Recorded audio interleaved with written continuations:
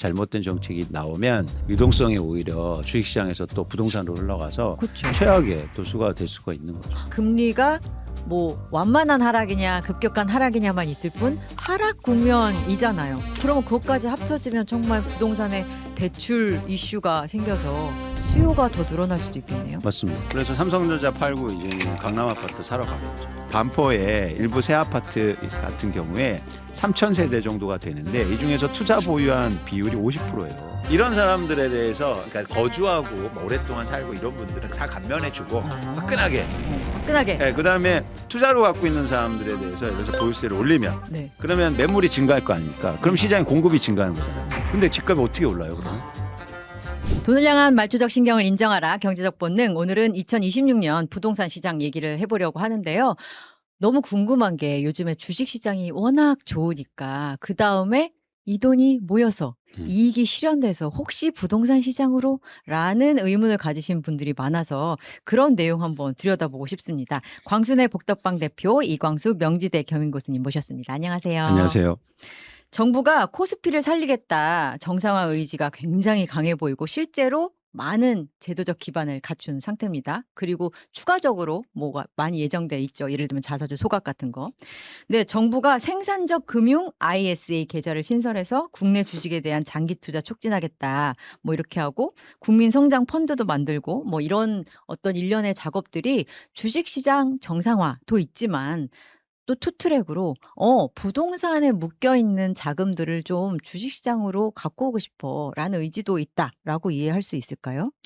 일단 방향성으로 그런 뭐 정책적으로 그런 얘기를 계속 하고 있고 또 그런 정책들이 만들어지고 있으니까 목적을 갖고 있는 거죠. 그런데 이제 현재까지는 어쨌든 주식시장의 활성화 노력은 굉장히 많이 하고 있는데 본격적으로 그래서 부동산 자금이 주식시장으로 오고 있냐? 그렇고 있지는 않습니다.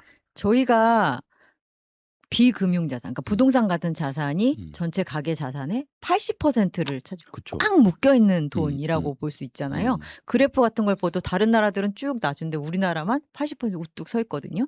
이 돈은 뭐 유동성, 그러니까 좀 유연하지가 않잖아요. 그렇죠. 그러니까 갖고 오는 게 웬만한 의지, 웬만한 유인이 있지 않고서는 너무 어려워 보이거든요. 그런데 제가 볼 때 여러 가지 조건상 지금 유리해요. 무슨 얘기냐면 부동산에서 주식시장으로 돈을 옮겨가기가 되게 좋은 조건입니다. 어떤 면에서요? 가장 중요한 건 뭐냐면 부동산 가격이 많이 올랐어요. 아, 그래서 팔고 싶어 해요. 아, 그래서 그런 어떤 그 일종의 방향성만 제시하면 네. 의외로 부동산에서 주식시장으로 큰 돈이 움직일 수도 있어 보입니다. 그렇습니까? 그런데 지금 그 노력들을 안 하고 있다는 생각이 좀 든다는 거죠. 그래서 저희가 좀 지켜볼 필요는 있겠지만 어쨌든 부동산 가격이 많이 그러니까 투자로 갖고 계신 분들이 특히 돈을 많이 벌었는데 투자로 부동산 갖고 있을 이유가 뭐가 있어요? 왜냐하면 돈을 많이 벌어서 이제 팔아서 뭔가 하고 싶어 하는데 그거는 깔고 앉아 있어서 아무것도 못 하는 거니까. 아무것도 안 하잖아요. 예를 들어서 뭐 월세도 안 뭐 전세 끼고 다 사는 상황이니까. 심지어 세금은 내고. 그렇죠. 그래서 여기서 정책적으로 뭔가 잘 구성이 되고 만들어지면 의외로 빠르게 자금의 변화가 일어날 가능성도 있다. 이렇게 판단하고 있습니다. 그런데 자산 투자의 어떤 기본 원칙 가운데 하나가 오르는 거는 팔지 말아라. 이를테면 저희가 그렇죠. 주식과 관련해서 그렇게 배웠잖아요. 우리 이광수 대표님도 그걸 되게 강조를 해주셨는데 부동산도 마찬가지 아니겠습니까? 이 부동산이 상당히 많이 오른 건 알겠어. 그런데 계속 오를 거고 심지어 부동산은 끊임없이 오를 거야. 그쵸. 라는 믿음이 확고하다면 그게 많이 올랐다는 이유로 팔 이유는 없지 않을까요? 그래서 그 기대감을 꺾어야 된다고요. 아, 정책 어떤 수단이 필요하다. 그렇습니다. 근데 지금 예를 들어서 네. 한국의 부동산 가격이 계속 오른 게 아니고 네. 2022년도와 2023년도에 크게 하락했단 말이에요. 사람들이 그거를 기억을 많이 못 하더라고요. 그렇죠. 네. 그런데 문제가 뭐였냐면 그러니까 대한민국의 부동산 불패 신화가 있는 이유가 뭐냐면 부동산 가격이 계속 올라서가 아니에요. 구해줄 거야? 그렇습니다. 어. 빠지면 음. 둔촌주공 살리기를 해줘요. 아. 그래서 언제나 사도 돈 벌 수 있겠다라는 일종의 안전자산이라고 생각하는 거예요. 그걸 여실히 보여준 거죠. 80%가 거기 묶여 있으면 정부도 그냥 놓지 못할 거야라고 생각하는 거죠. 시장 참여자들이. 그런데 그런 정책들이 잘 보시면 네. 지방 같은 데는 빠진 상태로 유지되고 있고 서울에서 10개 구는요. 그때 고점을 회복하지 못하고 있는 상황이에요. 그러니까 일부 아파트만 올랐다. 그러면 결과적으로 부동산 가격이 빠졌을 때 정부가 나서서 도와줄 거야라는 거는 일부 이미 고소득 아파트에만 집중된 정책이었다. 맞습니다. 이렇게 보는 거군요. 맞습니다. 그러니까 거기에 투자가 모여간 거고 사실은 그런 정책이 말씀하신 것처럼 그래 불가피했다고 봐요. 근데 또 하나 문제가 있어요. 뭐냐면 예를 들어서 2022년부터 2023년 요 12개월 그러니까 뭐냐면 그 윤석열 정권이 들어서고 요 기간 동안 1년 동안요. 부동산 가격이 빠지지 않습니까? 그때 정책이 1년 동안 13번이 나와요. 아, 빠졌을 때 13번. 보통은 막을 때 되게 많이 나왔다라고 우리는 알고 있는데. 놀랍지 않습니까? 그러네요. 무려 한 달에 2번씩 나와요. 기억하지 못하시는 거예요. 그런데 지금요. 네. 가격이 그런 지역은 오르고 있잖아요. 그런데 이재명 정부는 정책을 몇 번 발표했습니까? 3번이요. 그것도 대책이에요. 그러니까 빠지면 막 정광석화처럼 막 살려주는데 오르면요. 천천히 규제하고 뭐 천천히 대출 얘기하고 막 이런 거예요. 그랬더니 너무나 이 부동산을 볼 때 봐봐. 빠질 때는 그렇게 난리치고 오를 때면 그냥 가만히 있잖아. 엄청 오랫동안 학습한 시그널이었군요. 그것이. 이거를 깨지 못하고 있단 말이죠. 그래서 저는 이재명 정부의 이제 기대를 뭐 아직 저버리지는 않았지만 어쨌든 지금 정책의 시간이고 좋은 정책이 나와주고 그러면 충분히 집값을 안정시킬 수 있다. 곧 나올 거라고 예상은 하잖아요. 그리고 이재명 대통령도 이거 너무 어렵다라는 솔직한 신경까지도 얘기를 했는데 이게 결국은 선택의 이슈인 것 같다는 생각이 드는 게 부동산 시장이 너무 분절돼 있는 것 같아요. 강남, 이른바 이제 초고가 아파트와 그렇지 않은 아파트들은 분리해서 이제 이들은 그냥 예를 들면 강남 아파트는 그냥 시장에 맡기고 알아서들 하시고 가세요 한 다음에 다른 아파트들을 챙겨야 되는 거 아닌가? 라는 생각도 들거든요. 아니요. 그럴 수 없는 게 뭐냐면 지금 시장에 이렇게 움직이고 있는 이유는 강남 아파트 때문이에요. 그러니까 계속 갈아타기 하면서 강남 아파트가 가다 보니까 다른 시장도 안 좋고 반면에 여기는 가격이 오르니까 또 다른 데가 또 덩달아서 오를 수 있는 이런 불안한 시장이 연속되고 있거든요. 그래서 핵심은 뭐냐면 강남 아파트를 쉽게 말해서 진정시켜야 됩니다. 아, 그렇습니까? 그렇죠. 여기를 캡을 딱 닫으면 다 같이. 그러면 지금 지방에 있는 아파트들이나 이런 데는 오히려 또 너무 깡통 아파트도 많고. 아니요. 서울의 일부 지역의 아파트 가격이 일종의 하락하고 진정되면 이때 지방에서 서울로 안 오겠죠. 근데 봤더니 지방의 아파트가 너무 싸졌어요. 아, 그러면 여기다 내 집 마련해야겠다. 굳이 네. 내가 똘똘한 한 채에 집착할 필요가 없어진다. 지금 지방에 살아도 똘똘한 한 채 살려고 서울에 아파트를 산다니까요. 거주하지 그렇군요. 않으면서도. 그럼 1가구 1주택 이 정책은 어떻게 보세요? 거기도 문제가 있는 거죠. 뭐냐면 1가구 1주택가 일종의 비과세를 주다 보니까 네. 계속 1가구 1주택을 유지하면서 투자를 하고 있단 말이에요. 아니 그러니까 1가구 1주택이라면 그러면 강남 똘똘한 한 채 이렇게 되는 게 아닐까 싶어서요. 그렇죠. 그래서 그 부분에 대해서도 정책을 통해서 변화를 만들어야 된다. 그래서 저는 1가구 1실거주가 돼야 된다. 아, 네. 실거주 중심으로 정책이 전환돼야 되는데 그런 얘기들은 이미 많이 하고 있고 다 하고 있는데 이상하게 안 받아요. 왜 안 받아요? 모르겠습니다. 이거는 뭐냐면 정치적으로 해석하는 거죠. 부동산을. 그러니까 되게 어려운 거잖아요. 사실 이게 워낙 규모가 큰 자산이다 보니까 잘못 건드렸다가 우르르 내 표가 나갈 수 있는 이슈다 보니까 너무 어려울 것 같긴 해요. 주식과는 다른 거죠. 주식은 그렇죠. 포지티브 게임이잖아요. 근데 이거는 네거티브 게임일 수 있는 거다. 맞습니다. 그래서 이제 고민되는 시점이 하지만 그래서 네. 목표를 명확하게 하고 타겟팅을 하면 돼요. 어떻게 해요? 그래서 제가 강남 아파트 위에서 누르면 됩니까? 그렇습니다. 그래서 예를 들어서 보유세를 40억에서 50억 원짜리 아파트만 보유세를 크게 인상시키면 돼요. 와, 그거 그럼 정말 끝이에요. 그거 근데 정말 주목을 불끈져야 하는 정책일 것 같다는 생각도 왜요? 들어요. 왜요? 한 번도 그거 그분들 몇 명 안 돼요. 지금은 또 환경이 달라요. 뭐냐면 왜요? 지금은 거기만 오르니까 배가 아파요. 박탈감. 네. 그래서 오히려 이건 정치적으로 유리한 수다. 그렇습니까? 그래서 이 얘기를 하는데 그러면 왜 안 되었냐 여러 가지 얘기들을 했는데 가장 저는 설득력 있는 얘기가 이건 것 같아요. 뭐냐면 자기들이 갖고 있으니까. 고위공직자 3분의 1, 비서관급 이상의 3분의 1이 강남에 부동산이 있더라. 그래서 안 하는 거 아닌가? 어, 이걸 안 쓸 이유가 없잖아요. 그게 아니고 표가 떨어지는 것도 아니에요. 거기는 원래 안 찍어줘요. 어차피. 어차피.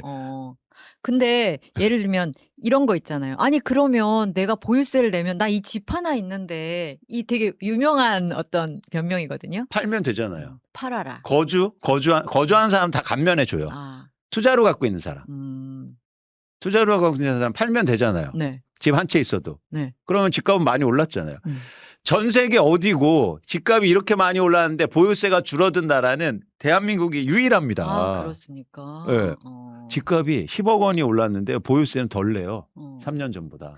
그 되게 오래 살면 또 깎아주잖아요. 아니, 다 깎아주자는 거예요. 아, 그것까지. 근데 예를 들어서 반포에 일부 새 아파트 같은 경우에 3,000세대 정도가 되는데 이 중에서 투자 보유한 비율이 50%예요. 생각보다 많네요. 네. 그러니까 사실은 이런 사람들에 대해서 그러니까 거주하고 뭐 오랫동안 살고 이런 분들은 다 감면해주고 화끈하게. 화끈하게. 네, 그다음에 투자로 갖고 있는 사람들에 대해서 예를 들어서 보유세를 올리면 네. 그러면 매물이 증가할 거 아닙니까? 그럼 네. 시장에 공급이 증가하는 거잖아요. 근데 집값이 어떻게 올라요 그러면? 그리고 50억 원짜리 아파트를 누가 그렇게 많이 사겠어요. 그래서 시장에 1,000채가 나오면 살 수 있어요?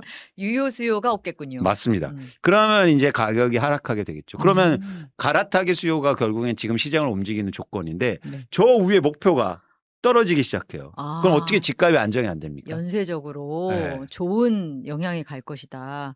아, 좀 기대가 되네요. 근데 그거와 함께 세금 정책이 한 트랙이라면 일종의 공급 정책도 있을 수가 있겠죠. 왜냐하면 공급 정책이 사실 기존 언론이라든지 이제 전문가들 사이에서는 더 많이 나오는 의견이긴 하잖아요.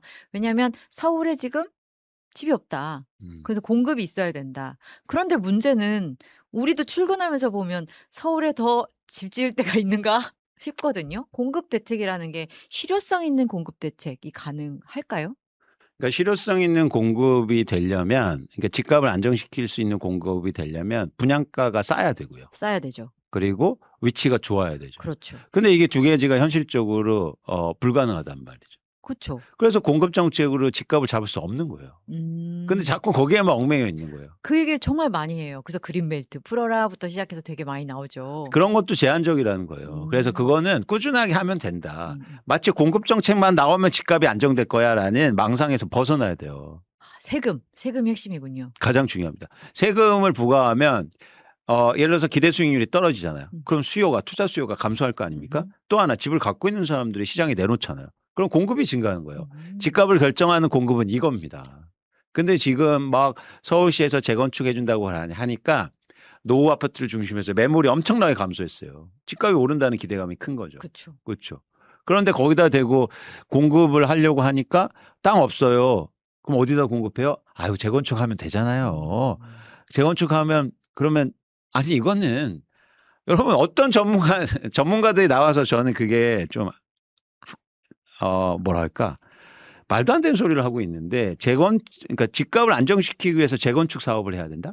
재건축하면 더 비싸지던데요.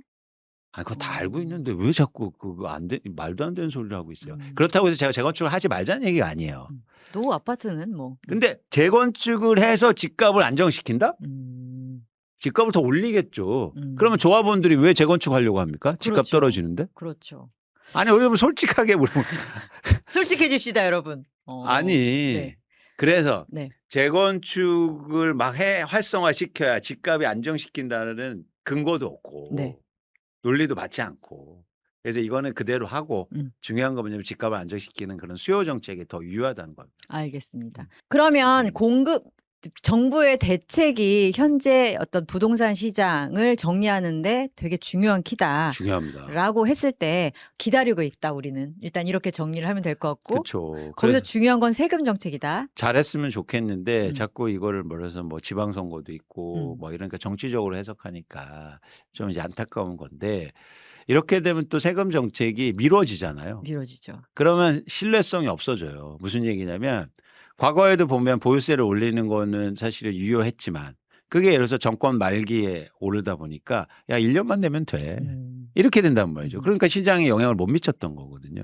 그래서 세금 정책은 사실은 정권 초에 하는 게 되게 중요합니다. 힘쓸 때. 그렇죠. 그러면 이제 계산을 하게 되겠죠. 나 이렇게 4년 동안 내야 돼? 이렇게 되면 에이 그럼 팔아야겠다. 많이 올랐는데. 4년을 버티자. 이 정도가 되려면 엄청난 자산가 수준만 남는 건가요? 맞습니다. 근데 그럴 필요가 또 없고 지금 팔고 싶다는 거예요. 최근에 서울의 아파트를 가장 많이 판 사람들의 공통점은 뭐냐면 장기 보유자예요. 10년 이상의 보유자들이 매도 물량이 증가하고 있어요. 네. 그 이유는 뭘까요? 많이 올랐으니까. 그러면 그분들이 팔았을 때 그걸 받아줄 사람이 존재해야 되잖아요. 그렇죠. 존재하지 않으니까 거래량은 좀 떨어지는 거고 대신 집값은 빠지는 거죠. 집값은 빠지고 네. 현재 일어난 상황이 그런 이유 때문에 발생하는 거군요. 그렇죠. 또 하나 뭐냐면 유리한 조건인 게 지금 대한민국의 일부 지역만 올라요. 글로벌하게도. 캐나다의 집값은 지금 2, 3년 동안 빠지고 있죠. 중국도 2022년부터 빠지고 있죠. 미국도 이미 이제 하락 조짐을 보이고 있고 매도 물량이 훨씬 더 많아지고 있거든요. 이상하게 우리나라만 그러니까 저는 정책의 실패라고 보는 거예요. 정책 제대로 된 걸 기억을 하겠습니다.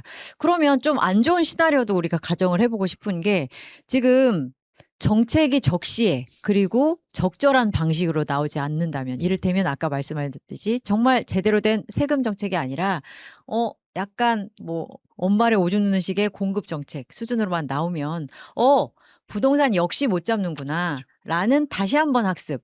그리고 그렇다면 부동산은 계속 일부 지역이라마 오를 수 있겠구나라는 또 한 번의 학습을 거쳐서 지금 되게 주식시장이 좋았잖아요. 그리고 자산가들은 또 부동산뿐 아니라 주식도 많이 갖고 있는 사람들이 있을 거란 말입니다. 이 사람들이 주식에서 이익 실현을 해서 이거를 다시 부동산으로 가져가는 이게 좀 어떻게 보면 최악의 시나리오가 될 수도 있는 걸까요? 그렇죠. 그래서 삼성전자 팔고 이제는 강남 아파트 사러 가겠죠. 아니 지금 보니까 12월 31일 지난해 말 기준으로 107조 3,795억 원이 일단 이게 이익 실현이 아니라 이제 대기하는 돈처럼 있더라고요. 이 돈이 그러면 투자도 아니고 어디로 갈까? 혹시 대기하다가 정책 이거 별거 아닌데? 라면서 부동산으로 가지 않을까 걱정하시는 또 의견들도 있더라고요. 죄송합니다.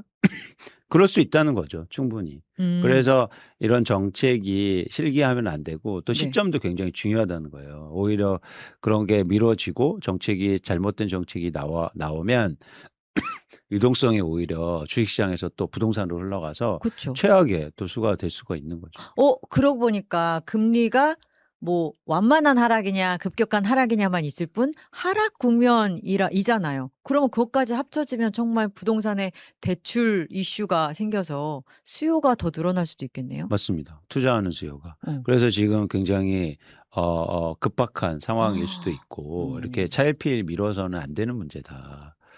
근데 이 문제의식을 충분히 전 하고 있다고 생각해요. 그러면 정책이 나오기 전까지는 일단 부동산 가격은 슬금 오르는 추세는 계속 되는 거예요? 지금 오르고 있다고 판단할 수 없는 게 뭐냐면 거래량이 거의 막 많이 줄어든 상태고 거래량은 줄었는데 호가가 높던데. 그게 올라요. 그게 오르는 게 이유예요. 호가만 오른 거예요. 그러니까 호가가 높고 거래량 낮아지면 그래도 한두 개 체결되는 게 높은 가격대에서 체결이 된다는 얘기잖아요. 그렇죠. 그런 상황이 이제는 유지되겠죠. 유지되고 있는데 네. 여기서 큰 문제는 뭐냐면 호가가 이런 상태에서 지금 한두 건 거래되는데 네. 갑자기 이런 게 방치가 되면 이제는 막 10채, 100채가 막 되겠죠. 또. 보통 그런 게 일종의 이제 점진적으로 그런 일이 벌어져요? 아니면 정부가 별 생각 없나 봐. 이런 게 이제 시장에 퍼지고 사람들의 이제 행동으로 바뀌는 게 되게 기하적 급수적으로 뿅 이렇게 돼요, 보통? 한국의 특히 서울의 일부 지역의 아파트 시장은 지금 투자화돼 있기 때문에 주식 시장처럼 움직이는 거예요. 그래서 우리가 5천을 예상했는데 뭐 점진적으로 올라가는 게 아니라 갑자기 4,600이 되지 않습니까? 그럼 되게 혼란해지겠네요. 맞습니다. 정말 정책 제대로 빨리 내야겠다는 생각이 점점 얘기를 할수록 짙어지는데요. 네. 왜냐하면 네. 정책을 강조하는 게 정책이 만든 상승이기 때문에요. 그렇기 때문에 정책으로만 잡을 수가 있단 말이에요. 그러면 토지거래 허가구역 해제 이 이슈는 어떻게 되는 거예요? 그것도 좀 유인이 허가 풀어 규제 풀어 이러면 일단 사람들이 좋아하더라. 그러니까 선거 전에 풀어야 되는 거 아니냐. 이 유인이 되게 많거든요. 그러니까 답답한 그런 얘기인가? 건 문제인 거죠. 그런 걸 문제인 거죠. 아니 왜 부동산이라는 경제 문제를 그리고 민생 문제고 가장 중요한 문제를 정치적으로 해석하냐는 말이에요. 예를 들어서 저희가 뭐 비교할 바는 아니지만 예를 들어서 우리가 빵값이 엄청 올라요. 민생이 그래서 어려워지고 있어. 그런데 빵값 가격 낮추기 위한 노력을 표를 계산하면서 합니까? 아니잖아요. 와닿는 비유네요. 근데 왜 부동산 가격은 오르고 이런 변화를 꼭 표를 계산해요. 물론 영향이 있을 수는 있겠죠. 그런데 더 중요한 건 민생을 생각해야 되는 거 아닙니까? 그래서 제가 정치인들 만나면 가장 많이 하는 얘기가 요즘 정치는 왜 하시는 거예요? 선거를 이기려고 하는 거예요? 아니면 좋은 세상 만들려고 하는 거예요? 그렇게 화를 내시면서 질문하셨어요? 그러면 아니 그러면 꼭 하는 말은 선거를 이겨야 세상을 만들죠. 그런데 맨날 선거야. 지방선거 끝나면 또 뭐야 선거 있어요. 그렇죠. 국회의원 선거 있고 그다음에 대선이야. 그렇네요. 지방선거를 앞두고 그래서 정치적 환경 때문에 좋은 정책이 안 나올까 봐 되게 걱정된다라고 정리를 하면 될 것 같은데요. 근데 개인 입장에서 그러니까 정치는 어떻게 될지 모르겠고 정책은 기다려봐야 아는 거고 결국 나는 경제 주체로서 대응해야 되고 여기에 적응해야 되는 사람이라는 걸 전제했을 때 부동산은 내가 실거주하는 어떤 물리적 환경이기도 하지만 어차피 나에게 한정된 돈으로 투자할 수밖에 없는 자산이기도 해. 라고 했을 때 이런 사람에게는 어떤 조언이 지금 가능한 시대인가요? 어쨌든 지금은 한국의 부동산 시장의 불확실성이 큰 겁니다. 네. 그러니까 가격이 오른다 내린다를 떠나서 변동성이 커졌단 말이에요. 뭐 거래량이나 가격만 보더라도 불확실성이 커졌다는 건 무슨 얘기냐면 위험하다는 뜻이야. 내가 모르는 일이 발생할 가능성이 크다는 거죠. 그게 위든 아래든. 그래서 지금은 무리해서 어떤 의사결정을 할 때는 절대 아니다라는 겁니다. 그러면 크게 나중에 후회할 수도 있다. 그래서 이 변화에 대한 폭을 좀 여러분들이 그게 위험하다라는 걸 인지하셨으면 좋겠다는 말씀을 드려요.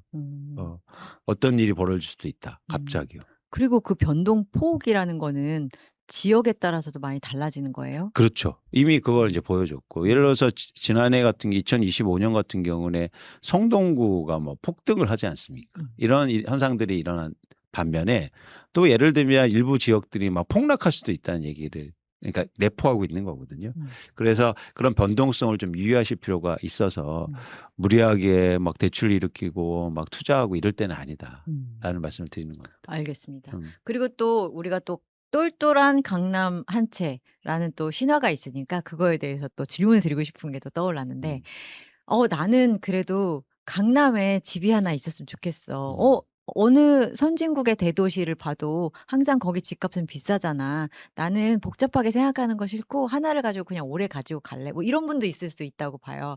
그래서 아까 강남 집값을 잡으면 일종의 보유세라는 어떤 카드 등을 통해서 잡으면 연쇄적으로 집값이 안정될 것이다라고는 하셨지만 기본적으로 강남 집값이라는 것은 그 상품으로서 가치가 있기 때문에 전반적으로 그러니까 시계열적으로 우상향할 수밖에 없는 어떤 자산이다라는 것도 변함이 없는 거긴 하죠. 그러니까 장기적으로가 보면 그런데 이게 중요한 게 뭐냐면 그거를 초월해서 너무 가파르게 상승했다는 거예요. 그래서 예를 들어서 그만큼 하락 리스크도 크다는 겁니다. 말씀드렸듯이 2022년도에 강남의 아파트가 막 수억 원씩 빠지거든요. 갑자기. 그러니까 그런 일들이 당연히 일어나는 거거든요. 그래서 계속 오르지는 않고 장기적으로만 보면 뭐 이렇게 될 수는 있겠죠. 근데 그 안에 수많은 굴곡이 있지 않습니까? 그래서 지금은 그런 변동성에 유의하실 시점이라는 겁니다. 또 하나는 뭐냐면 이제 강남만 특정해서 보면 아까도 말씀드렸잖아요. 강남엔 투자 수요가 너무 많아요. 그러니까 투자로 갖고 있는 사람들이 많다는 얘기죠. 새 아파트 보니까 투자 수요가 50%더라 그렇죠. 말씀하셨죠. 근데 과연 그걸 누가 다 받아줄 수 있을까? 장기적으로 보면 오히려.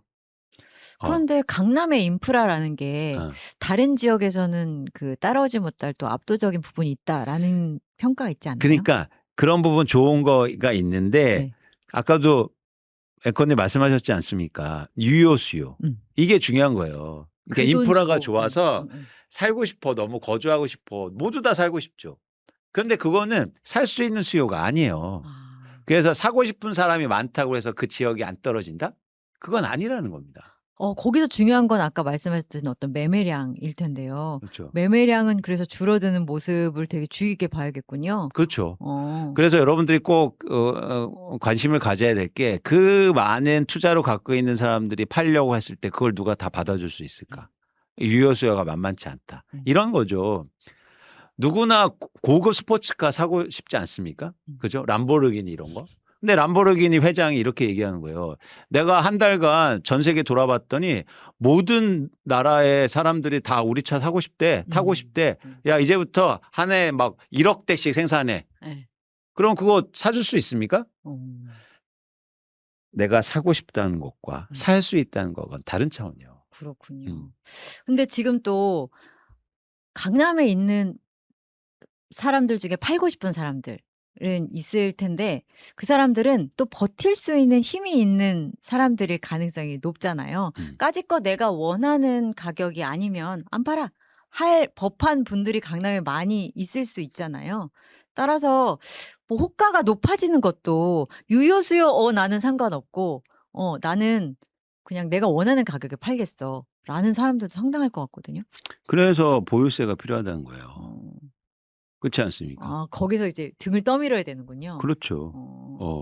그런데 의외로 보유세만 올리면 의외로 빠르게 반응할 거다. 이유가 가격이 많이 올라서. 그렇군요. 팔고 싶은 거예요.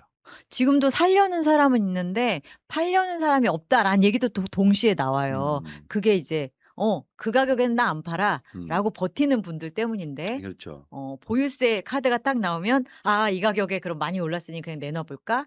이 그렇죠. 유인이 된다는 말씀이세요. 그렇죠. 그래서 그런 어떤 그 시장의 변화를 이제는 정책이 만들었으니까 못 팔게 만든 거예요. 그죠? 재건축 해줄게 막 이러면서 보유세 낮춰주고 오를 거야 보유세 기다려봐. 낮춰주고 막 가격이 올라도 세금을 낮춰줘요. 대한민국 좋은 나라죠.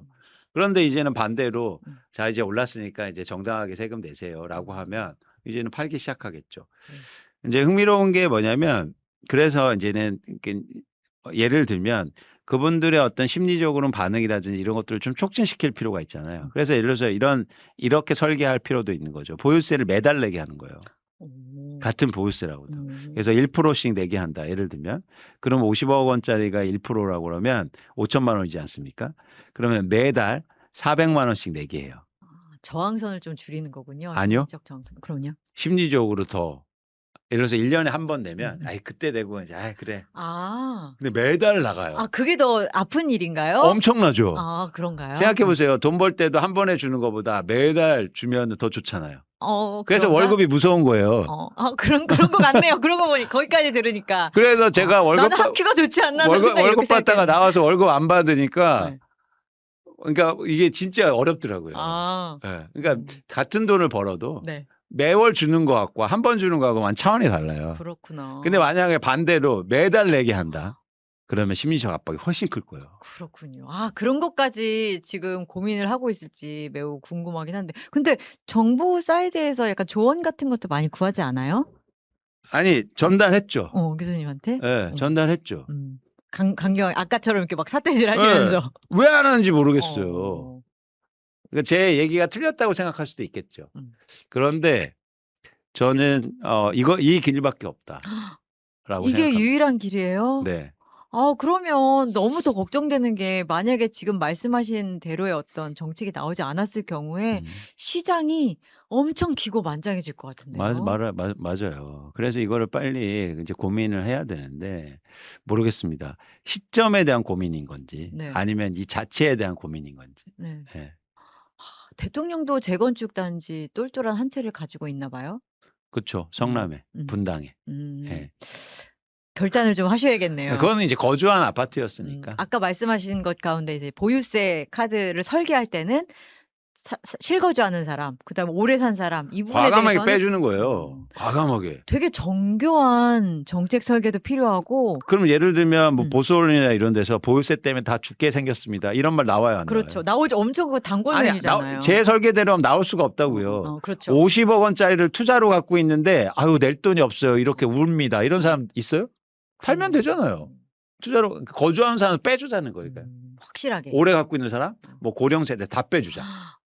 혹시 그 어느 정도까지 생각하시는지 여쭤봐도 돼요? 뭘요? 빼주자 할 때 확실하게 쳐주자. 그러니까 아예 지금보다 올리지 말자 이거예요. 지금 내는 아, 대로 그냥 그 현재 정도 정도? 내시고 어. 근데 나머지 아. 투자로 갖고 있고 그런 사람들은 과감하게 올리는 거죠. 그러고 보니까 주식 시장에 대해서는 불로소득이라는 이제 인상이라든지 "주식을 어떻게 해? 당신 진보연." 하면서 이런 얘기를 들으면서 부동산에 대해서는 불로소득 이미지가 예전보다 많이 없어진 것 같아요. 그쵸. 너무 그쵸. 당연한 맞아요. 느낌이 드는데 맞아요. 정책 이슈, 세금 이슈가 생기면 제도가 불로소득이라는 개념을 어떻게 보면 차용한 셈이 되니까 그것도 인식이 바뀔 수도 있겠네요. 맞습니다. 음. 그래서 이거는 그러니까 아주 간단한 건 뭐냐면 일단 첫 번째는 윤석열 때 완화시킨 것들을 그냥 제자리만 돌려놔도 일단 그게 출발이에요. 네. 그것도 안 하고 있어요.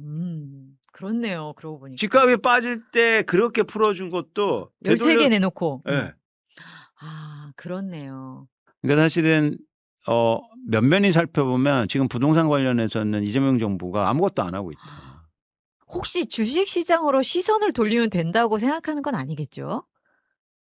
예, 규모가 그건 다른데. 한계가 있는 거잖아요. 알잖아요. 예. 그러지 않고 낼 거라고 곧 시의적절하고 그리고 실효성 있는 정책이 어떻게 나올지 지켜보고요. 만약에 그 정책이 제대로 나오지 않았을 때 닥칠 후과에 대해서도 굉장히 강력한 경고를 해 주셨는데 네. 그 부분을 우리 기억하면서 우리의 경제적인 결정도 하면 좋을 것 같습니다. 광순의 복덕방 대표 이광수 명진의 경영교수와 함께 시간 가졌습니다. 감사합니다. 고맙습니다.